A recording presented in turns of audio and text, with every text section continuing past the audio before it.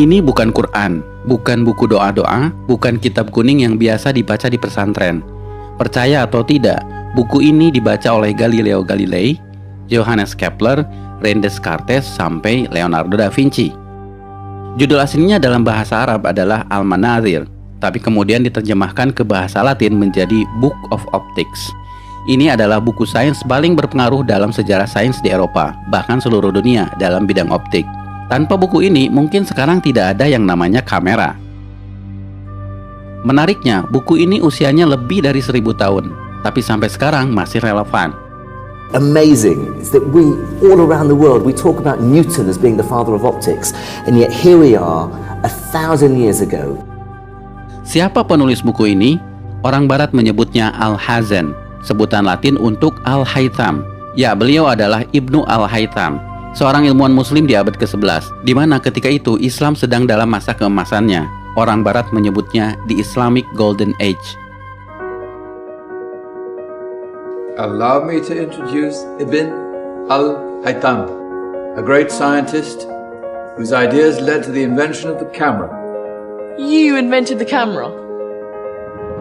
Mungkin bagi kalian, Ibnu Al-Haytham bukan siapa-siapa. Bahkan banyak muslim yang tidak kenal beliau. Tapi di Eropa, beliau sangat terkenal, disejajarkan dengan Galileo dan Newton, karena beliau adalah peletak dasar ilmu tentang cahaya. Sehingga Ibnu Al-Haytham disebut sebagai The Fathers of Optics. Karena itu pada tahun 2015, UNESCO pernah mengadakan perayaan The International Year of Light untuk mengenang 1000 tahun karya Al-Haytham.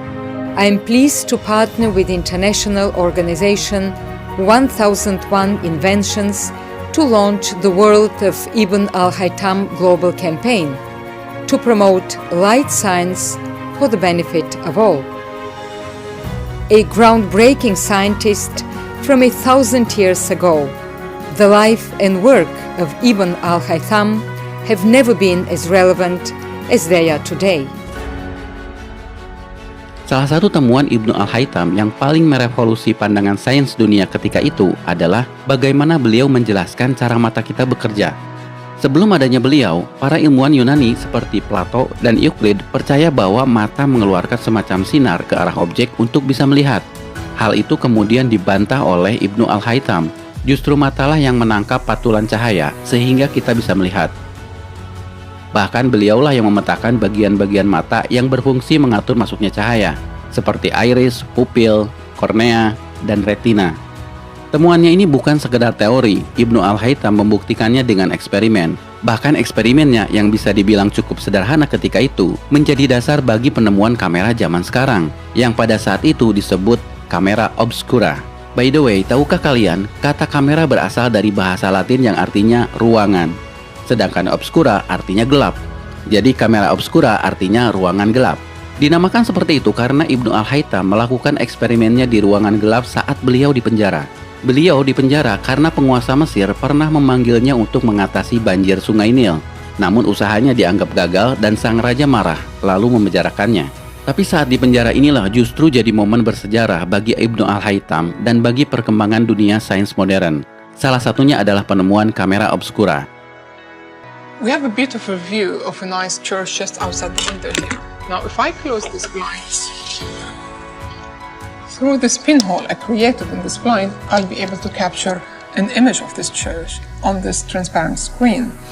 However, it's an inverted image, as Ibn al-Haytham explained and demonstrated.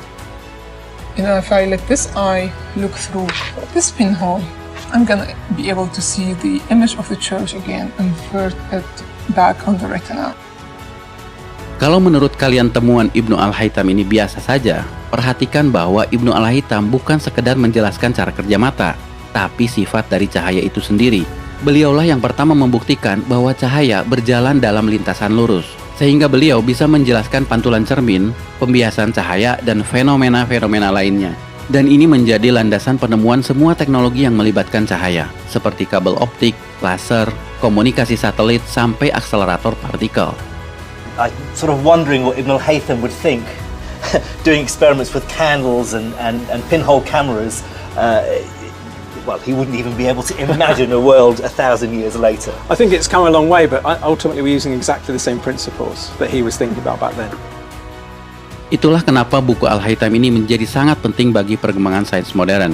Apa yang kalian pelajari di sekolah dalam bab optik seperti cermin, pembiasan cahaya, lensa, cara kerja kamera, teleskop, mikroskop, semuanya berasal dari buku yang usianya 1000 tahun ini. Namun sayang, Ibnu Al-Haytham tidak pernah disebutkan di buku-buku sekolah. For me, what's so amazing is that we, all around the world, we talk about Newton as being the father of optics, and yet here we are, 1,000 years ago, 700 years before Newton, and here's a ray diagram. There's a convex lens, and there's a focal point, and there's all the ray lines and parallel lines and the angles of refraction. Here it is, 1,000 years ago. Dan kalian perlu tahu, buku yang beliau tulis tentang sains bukan hanya ini, tapi Ibnu Al-Haytham menulis lebih dari 200 buku.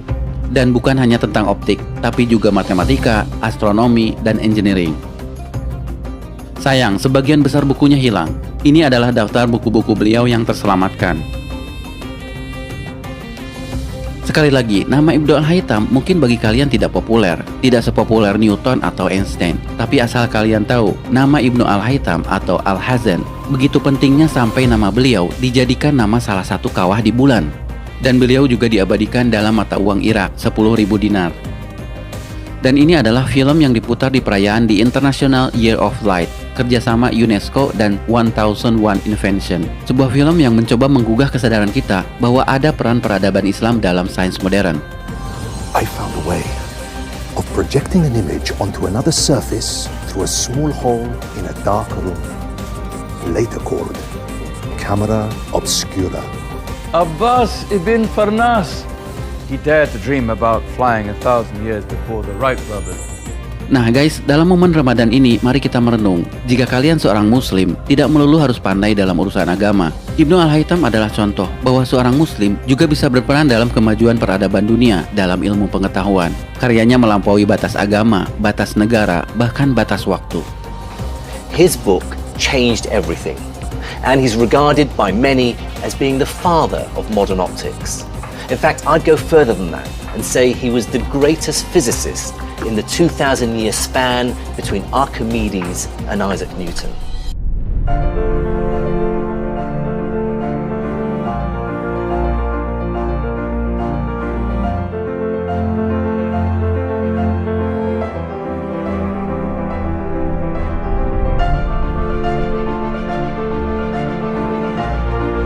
Oke guys, ngomong-ngomong soal peradaban, Rumah Editor bekerja sama dengan Parisada Peduli Umat Indonesia untuk membantu mereka yang kurang mampu untuk melanjutkan pendidikan. Semoga kontribusi kita terhadap anak-anak ini bisa melahirkan generasi seperti Ibnu Al-Haytham. Umur 3 tahun ini dari rongsokannya. Jadi saya pengen sekolah tapi belum kesekolahin. P2U Indonesia adalah lembaga zakat, infak, dan sodakoh yang salah satu programnya adalah beasiswa pendidikan. Kami memanggil para donatur untuk berinvestasi demi masa depan Indonesia yang lebih cerdas. Baca informasinya di deskripsi. Share video ini demi masa depan Indonesia yang lebih baik.